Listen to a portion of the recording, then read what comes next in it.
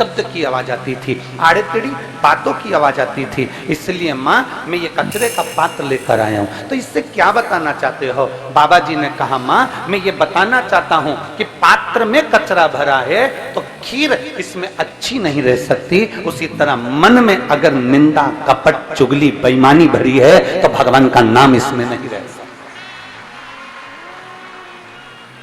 इसमें परमात्मा का नाम नहीं दे सकता, इसमें परमात्मा विराजमान नहीं दे सकता, क्योंकि इसके अंदर कचरा भरा है, इसके अंदर कपट भरा है, इसके अंदर बेईमानी भरी, इसके अंदर छल भरा, इसके अंदर प्रपंच भरा। तो फिर भगवान कैसे रहेगा? फिर परमात्मा कैसे रहेगा? भगवान को अगर, मेरे देव अधिदेव महादेव को आपके भीतर अगर रखना है, मेरे देव अधिदेव महादेव को आपके अंदर रखना है, तो भगवान शिव को विराजमान करने के लिए अपने मन को शीतलता का अनुभव कराइए अपने। और तेरी कृपा बिना न हिले एक भी अणु, लेते हैं श्वास तेरी कृपा से तनु। हे गंगाधार मुक्ति द्वार ओंकार तू, बोले ओंकार तू, आयो शरण तेरा शंभु तार तार तू। बखान क्या करूं मैं राखों के ढेर का, चपटी भगोत में खजाना कुबेर का।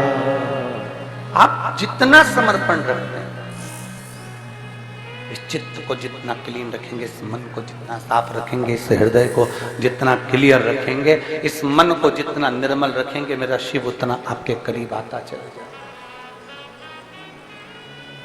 थोड़ा हमको निभाना पड़ेगा। देवाधिदेव महादेव भी तो निभाता है अपने शिव भक्तों के लिए। आज कथा का दूसरा दिन है, बैसाख का महीना चल रहा है, चिलचिलाती हुई गर्मी, और उस गर्मी में भी मेरा महादेव आपके लिए छाया कर कर रोज प्रतिदिन 2 बजे से 5 बजे तक रख देता है।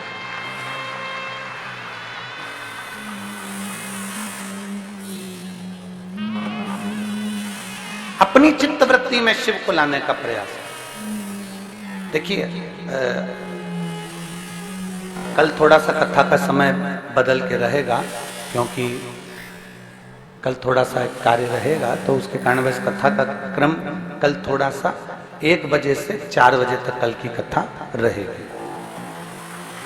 कल की कथा, बाकी के समय पूरे 7 दिन कथा वही 2 बजे से, जम के बोलो जरा, 2 से 5 बजे तक रहेगी। पर कल की कथा 1 बजे से 4 बजे तक टीवी पर भी रहेगी और यहाँ पर भी रहेगी।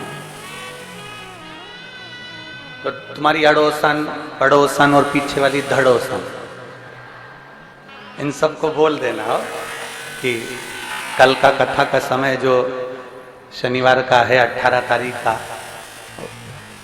18 मई का, वो दोपहर में 1 बजे से 4 बजे तक है। बस केवल 1 दिन का, बाकी के समय वही क्रम चलता। तो शिव तत्व की प्राप्ति, शंकर की प्राप्ति, और प्राप्त करने के लिए मेरे महादेव को कुछ नहीं चाहिए। कोई आपसे कहे कि आप 5 लाख रुपए खर्च करोगे तब महादेव प्रसन्न होंगे, कोई आपसे कह दे कि आपको ये देना पड़ेगा तो महादेव प्रसन्न होंगे,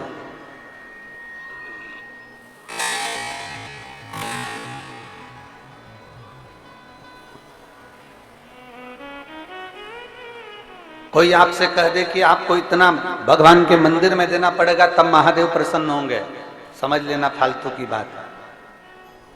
शंकर को प्रसन्न करने के लिए, भगवान देवाधिदेव महादेव को प्रसन्न करने के लिए अंबानियों की जरूरत नहीं, धन वैभव की जरूरत नहीं, तुम्हारे अच्छे परिधान की, बहुत अच्छे कपड़ों की, आभूषणों की जरूरत नहीं। मेरे महादेव को प्रसन्न करने के लिए केवल तुम्हारे भीतर का जो मन है वो इतना साफ कर लीजिए कि भगवान तुम्हारे घर में उस मन के अंदर प्रवेश कर।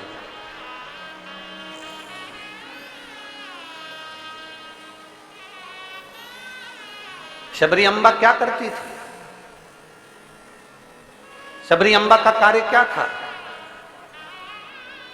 मातंग ऋषि ने, मातंग बाबा ने, गुरुदेव ने शबरी को कह दिया था, बेटा तू इंतजार करना, प्रतीक्षा करना, और जब तू इंतजार करती रहेगी, प्रतीक्षा करती रहेगी, तो तुझे वचन देता हूं कि तू इंतजार करेगी, रोज बुआरी काटेगी, रोज झाड़ू लगाएगी, रोज सेज बिछाएगी, रोज रंगोली डालेगी, तो निश्चित है कि राम तेरे दरवाजे पर आएंगे जरूर। ये निश्चित है। किसी ने राम जी से पूछा, क्यों राम जी महाराज एक बात बताइए आप जरा।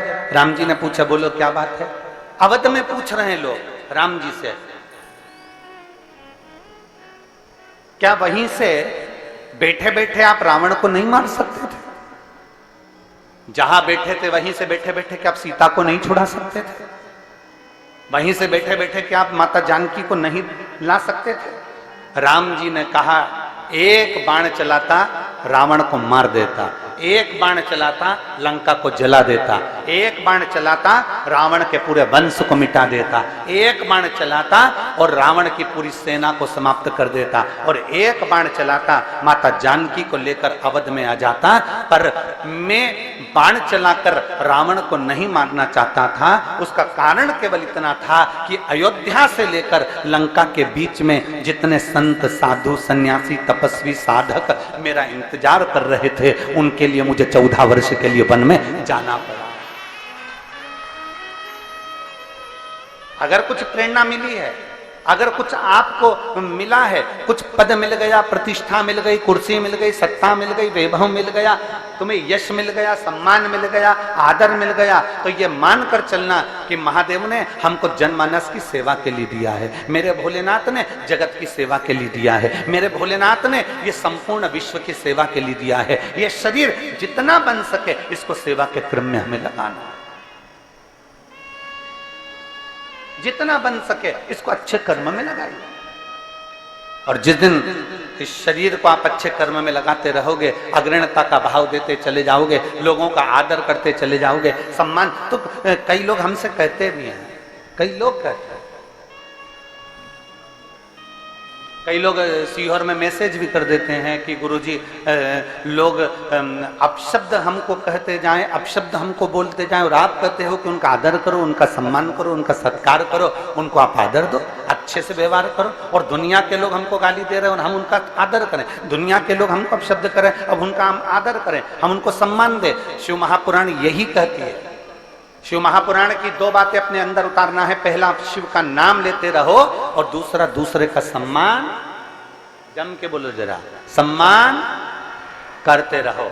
सास गाली दे रही है तो भी हमें सम्मान करना है, ससुर गाली दे तो भी हमें सम्मान करना है, बहू अपशब्द बोले तो भी हमें सम्मान करना है, बेटा आड़ा टेढ़ा बोले तो भी हमें सम्मान करना है, पड़ोसी अपशब्द बोले तो भी हमें सम्मान करना है, रिश्तेदार अपशब्द बोले तो भी हमें सम्मान करना है। उसका कारण केवल इतना सा है, अपमान करने वाला व्यक्ति एक दिन हार कर बैठ जाता है, और सम्मान करने वाला व्यक्ति एक दिन ऊंची सिंहासन पर बैठ जाता है।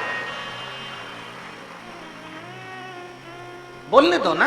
आग लगे बस्ती में, इतना धीमा बोलोगे तो हो गया कल्याण। आग लगे बस्ती में, क्या किसको रोइए सोइए। कोई अपशब्द कह रहा है, बोलने दो। सास अपशब्द बोल रही है, बोलने दो। आड़ा टेढ़ा बोल रही है, बोलने दो।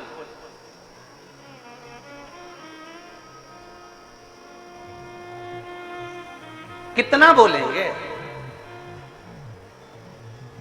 सत्य को कोई छुपा सकता है क्या? अरे जम के तो बोलो, सत्य को कोई नहीं छुपा सकता, कोई भी।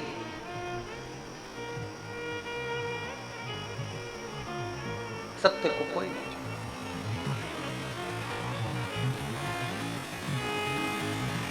कोई कहे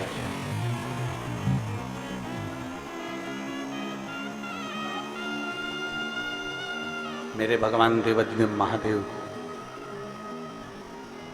मेरे शिव जी को, दुनिया के किसी देवता को अगर सबसे ज्यादा शब्द बोले जाते होंगे तो शंकर भगवान को बोले जाते होंगे। बोलो सही है? क्या कहते हैं? गंजेड़ी है।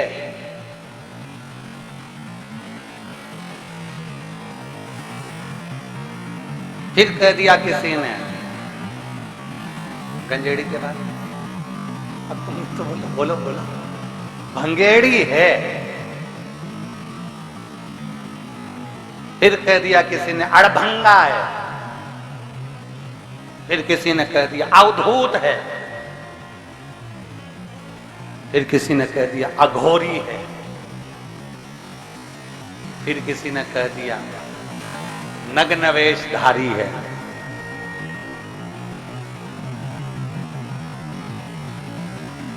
ये सब देखकर ही तो दक्ष प्रजापति अपने जमाई का सम्मान नहीं कर पाए। ये सब देखकर ही तो दक्ष प्रजापति अपने जमाई का आदर नहीं कर पाए, सत्कार नहीं कर पाए। उन्होंने शब्द कहे, आदर नहीं करा, सम्मान नहीं करा, सत्कार नहीं करा और श्राप दे दिया। ए शिव, मैं तुझे श्राप देता हूं कि तू शमशान में निवास करेगा। कोई बात नहीं, कोई बात नहीं। शिव तो भी प्रसन्न है। दुनिया में किसी को इतने अपशब्द नहीं कहे गए जितना देवाधिदेव महादेव को अपशब्द कहे गए। दुनिया में किसी को इतना आड़ा टेढ़ा नहीं कहा गया जितना देवाधिदेव महादेव को आड़ा टेढ़ा कहा गया। जरा विचार करना, जब शंकर जी को लोग अपशब्द कह सकते हैं तो शंकर के भक्त को भी दुनिया के लोग अपशब्द कह सकते हैं। उसमें कोई संशय का विषय नहीं रखना है।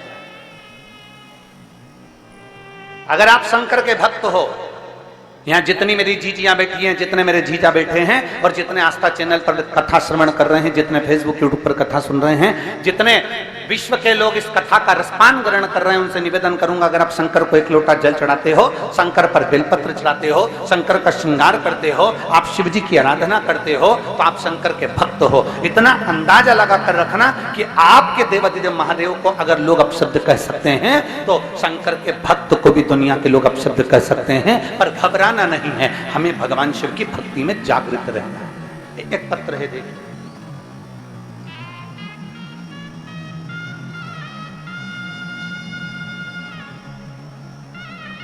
मेरा नाम कुसुम लता शर्मा, संजय शर्मा, ग्राम खरोरा, जिला रायपुर, छत्तीसगढ़ की निवासी हूं। कहीं बैठी हो तो हाथ हिलाइएगा।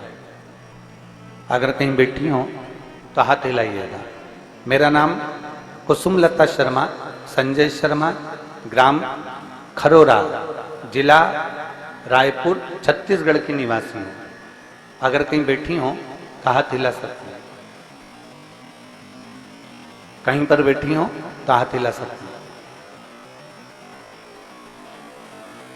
अगर कहीं बैठी हो तो हाथ हिला सकती है। दोनों हाथ ऊपर कर कर हिलाइए। हाँ ठीक है, दिख गए हो, दिख गए हो। एक बार वापिस हिला दो ऐसे, ठीक है। बच्चा आया है क्या साथ में?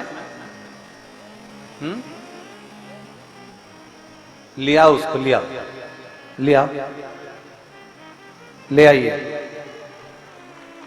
मेरा नाम कुसुम लता शर्मा है, संजय शर्मा, ग्राम खरोरा, जिला रायपुर, छत्तीसगढ़ की निवासी हूं।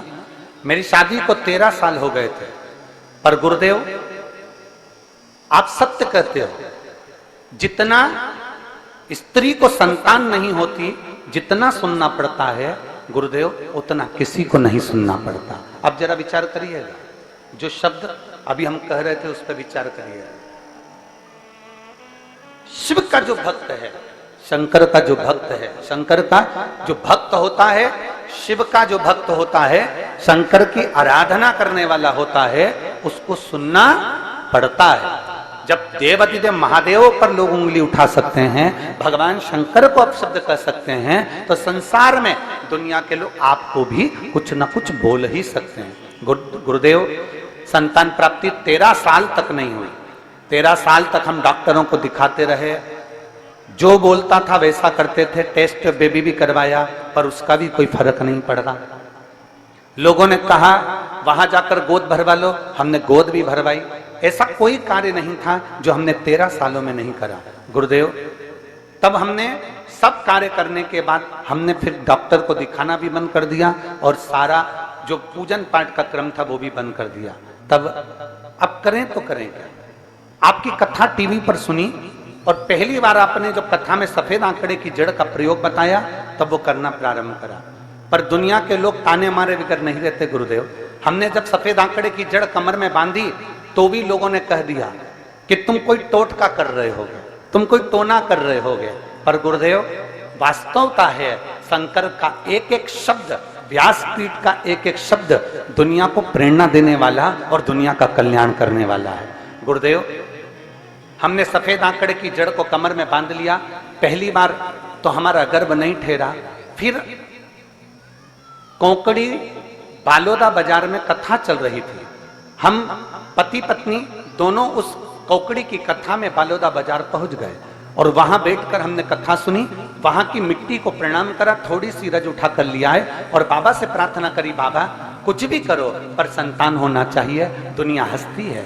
तब बाबा की कृपा ऐसी हुई गुरुदेव, गर्भ ठेरा और बाबा की कृपा से 24/12/2023 को मेरे यहाँ संतान ने जन्म लिया। 13 साल के बाद मुझे बाबा ने औलाद दी। बाबा ये शिव की कृपा।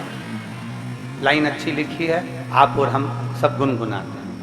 अरे लुटा दिया भंडार काशी वाले ने, कर दिया माला माल काशी वाले ने। लुटा दिया, हाँ लुटा दिया, लुटा दिया, लुटा दिया, लुटा दिया, हाँ लुटा दिया, लुटा दिया, हाँ लुटा दिया, ओ लुटा दिया भंडार काशी वाले ने, कर दिया माला माल काशी वाले ने। ओ लुटा दिया भंडार काशी वाले ने, कर दिया माला माल काशी वाले ने। जो जैसी भावना लाया वो वैसा ही फल पाया। जो जैसी भावना लाया वैसा ही फल पाया। जो जैसी भावना लाया वो वैसा ही फल पाया। नहीं खा